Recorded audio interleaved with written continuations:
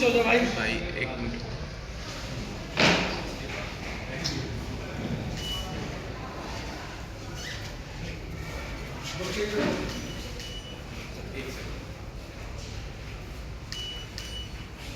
ठीक है।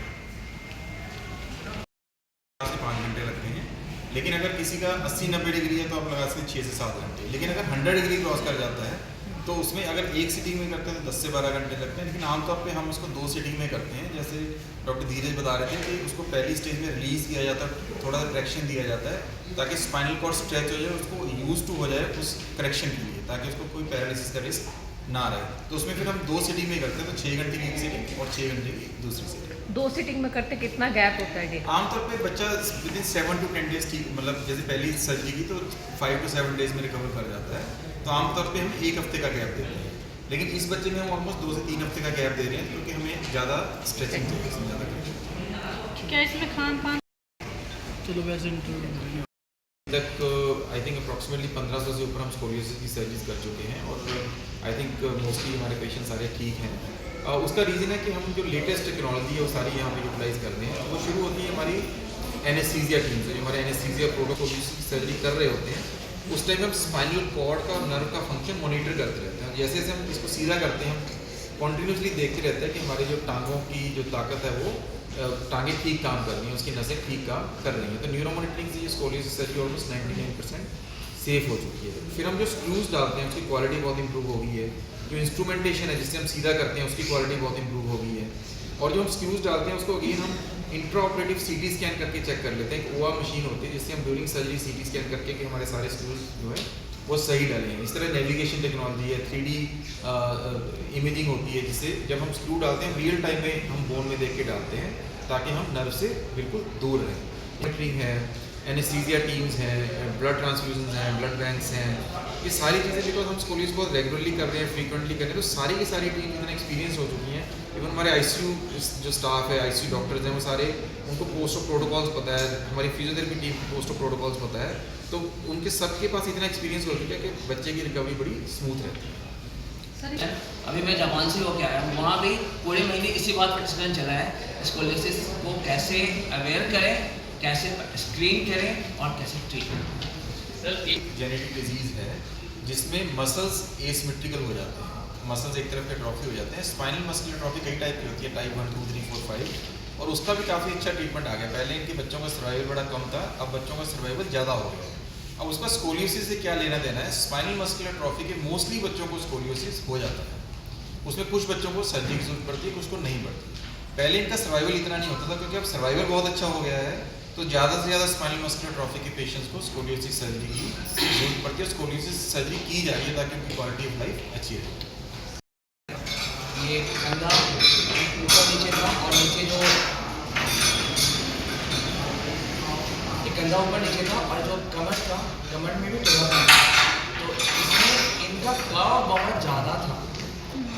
इनके इसमें क्या किया गया, पहले थोड़ा सा खिंचाव लगाया गया है ये काट के, इसको हम हैलो ब्रैकेट टेक्सचर कहते हैं।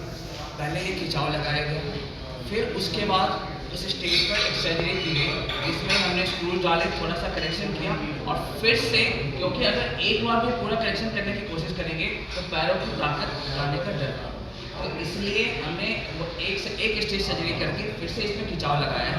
अब ये दिन में 18 से 20 घंटे वेट लगा रही है और हम 2 हफ्ते में, 1 या 2 हफ्ते में ही अभी फिर से नेक्स्ट स्टेज की सर्जरी करेंगे जिसमें हम फाइनल करेक्शन करेंगे। वो खिंचाव इसलिए लगाया गया है ताकि उससे स्पाइन थोड़ी सी और मोबाइल हो जाए और हमें ड्यूरिंग ऑपरेशन इतनी मेहनत न करनी पड़े और पैरों की ताकत ठीक है। जैसे सेट होता है वैसे वैसे सर्जरी एक्सपेंसिव भी होती है और मुश्किल भी होती है सर्जन के लिए कि एक स्टेज में आप करेक्ट ही नहीं कर सकते हो। कई बार ऑपरेशन से पहले खिंचाव लगाना पड़ता है जब 120-110 डिग्री का कर्व है, तो उसका रीज़न भी यही है कि खिंचाव लगा के उसको थोड़ा फ्लेक्सिबल करो, थोड़ा उसको खींचो ताकि नेचुरली नर्व थोड़ी स्ट्रेच हो, बोन स्ट्रेच हो, ताकि जब ऑपरेशन करने जाओ आप सिंगल स्टेज में इसको करो। इसीलिए अवेयरनेस की बात है कि जितना लोगों को पता होगा उतना जल्दी वो डॉक्टर से मिलेंगे, एक्सपर्ट से मिलेंगे, उतना जल्दी ट्रीटमेंट स्टार्ट होगा। ट्रीटमेंट का मतलब सर्जरी नहीं होता है, अगर कम उम्र में पकड़ा गया, कम एंगल पे देखा गया, ये पाया गया, तो आप सिर्फ ब्रेसिंग कर सकते हो, एक्सरसाइज कर सकते हो, स्ट्रेचिंग कर सकते हो, जिससे उसको वहीं पे रोका जाए। अगर ये कर्व बढ़ गया 50 डिग्री, 55 डिग्री, 60 डिग्री हो गया, तो सर्जरी की नीड होती है। और ये और बड़ा 80 डिग्री, 100 डिग्री, 125 डिग्री, उसके अंदर फिर आपको एड ऑन चीज़ें करनी पड़ती हैं कि आप ट्रैक्शन लगाओ, इसको हेलोग्राफी ट्रैक्शन बोलते हैं, या फिर 2 स्टेज में सर्जरी करो। पहले स्टेज में थोड़ा सा करो, थोड़ा स्ट्रेच करो, फिर सेकंड स्टेज में। डॉक्टर साहब जैसे ये बच्ची ठीक होती है, उसके बाद वजन वगैरह काम कर सकती है ये? जी, सारे काम कर सकते हैं, सारे स्कोलियोसिस के बच्चे सारे काम कर सकते हैं, कोई रिस्ट्रिक्शन नहीं है, सिर्फ थोड़ा टाइम देने की बात है।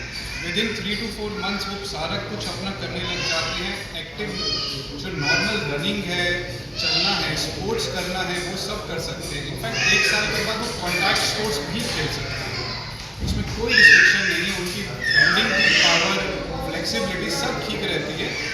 बस 1-2 कंडीशन है जिसमें पूरा का पूरा स्पाइन फ्यूज करना पड़ जाए, उस टाइप की स्पेशल टाइप के स्कोलियोसिस होते हैं, उनके अंदर थोड़े रिस्ट्रिक्शन रह सकते हैं। पर नॉर्मल जो बच्चे हैं यहाँ पे सारे सब लगभग सब काम कर सकते हैं। ये किस स्टेज पे आए थे आपके पास इलाज के लिए? ये एक बारी सर बताएंगे। तो इनका भी जो एंगल काफ़ी ज़्यादा एडवांस था, तो काइफोसिस स्कोलियोसिस के साथ में काइफोसिस भी था। इनको ऑलमोस्ट 80-85 डिग्री एंगल था, और इनकी हमने एक स्टेज में ही सर्जरी की थी, एंड ये शी इज़ परफेक्टली।